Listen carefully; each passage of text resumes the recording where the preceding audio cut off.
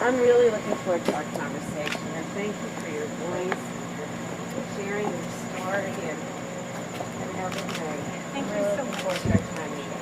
Thank you. I know Me this too. is a little awkward, but it's really important that everyone gets to hear your story as representative of millions of families in our country. So thank you for having the courage to share your story. Thank you. I can't thank you enough for your interest and for really fighting for families like mine. And I hope that together we can get the bill back, better bill passed, because care can't wait. So that's right. Thank you.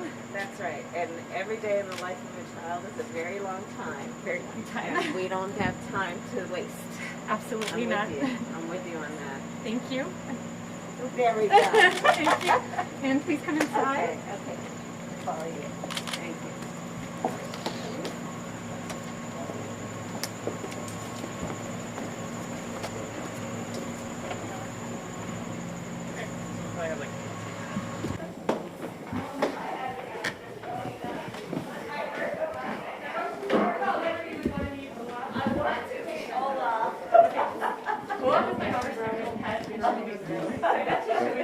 I definitely want to meet Olaf. And my 6-year-old son's teacher, she made a promise to tell you that she went to Howard. Oh, really? Oh, that's great. I just went to a football Are they in your shot? This is my one outing of the year, it feels like. Okay. Okay. We're all set? Jamie, why don't you just share a bit about Okay, so I want to thank Vice President Harris for coming to my kitchen and taking the time to hear my family's story. It really shows your commitment to women and people with disabilities, children and seniors, and that just means so much to us, especially after the last 4 years.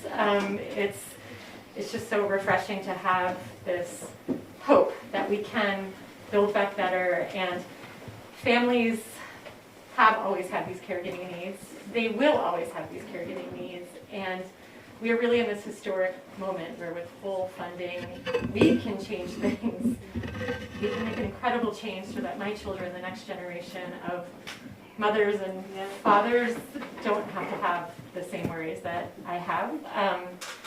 And the Vice President and I talked about my family. I have 4 children. My oldest is Claire, who's 15, and she was born with complex medical needs and disabilities. I had to leave the workforce when she was born because we could not find reliable, quality, affordable care for her. And then shortly thereafter, my parents became ill. My mother suffered a stroke. My father had a series of heart attacks requiring quadruple bypass surgery. And he now is undergoing treatment for stage 4 cancer. And the caregiving pressures are immense. And as much as I would like to, I can't do it alone. And it's clear that the Vice President understands that and that there needs to be a fix so that we can keep this country going and especially keep women in the workforce. That's right. Well, I want to thank you, Jamie, for inviting us to have this conversation and for the courage of your story and your ability to tell it. I know it's not easy. And when we talk about this issue,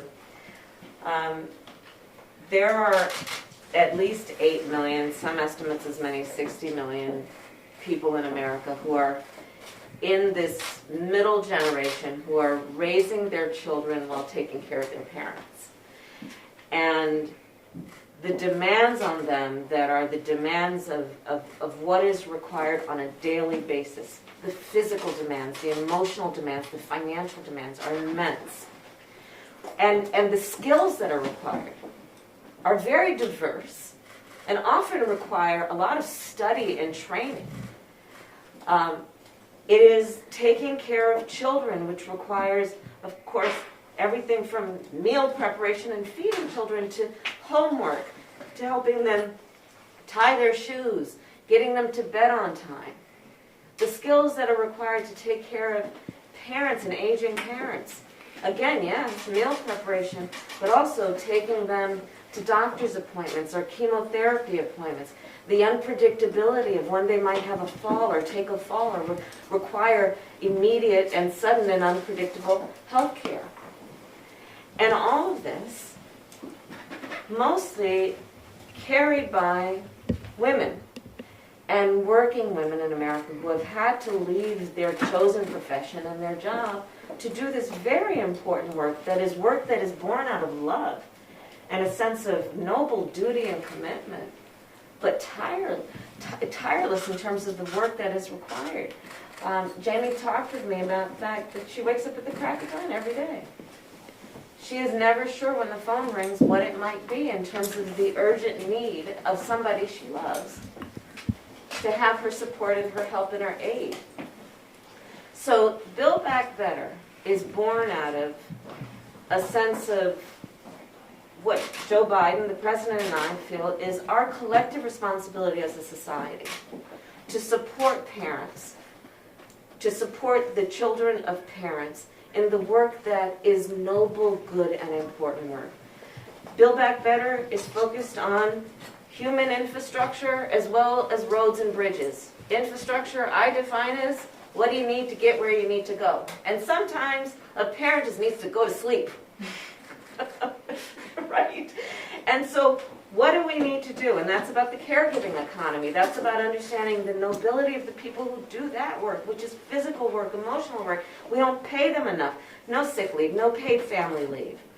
And so Build Back Better is constructed in a way that understands that to allow families to function in the way that we want them to be able to function, we've got to, as a society, give them the support. Elder care. Build Back Better is about saying that seniors and our elderly relatives, they've lived a long life of hard work and they want to stay in their home. But they may need to build some bars so that it helps them get through physically through the house. They may need a ramp if they use a wheelchair. Let's give them the resources to be able to live in their home, which is where they want to stay, with dignity. And by the way, all of society benefits not only because it's the right thing to do, it's actually less expensive than requiring our seniors to go into some assisted facility. So the conversation that we have had is really, I hope, about making clear that there are very real people, families, hard-working families, that are behind the policies and the effort of our Build Back agenda, which is to support these families in a way that if they were our neighbor or a relative of ours, we'd all want to do. So there we are. Thank you again for allowing us to be in your home. And CARE can't wait, and I know you were working so hard to try to solve that problem. Yes, Thank you. and we will keep doing it. We're just going to keep working on this. Thank you so much. Okay. Thank you all.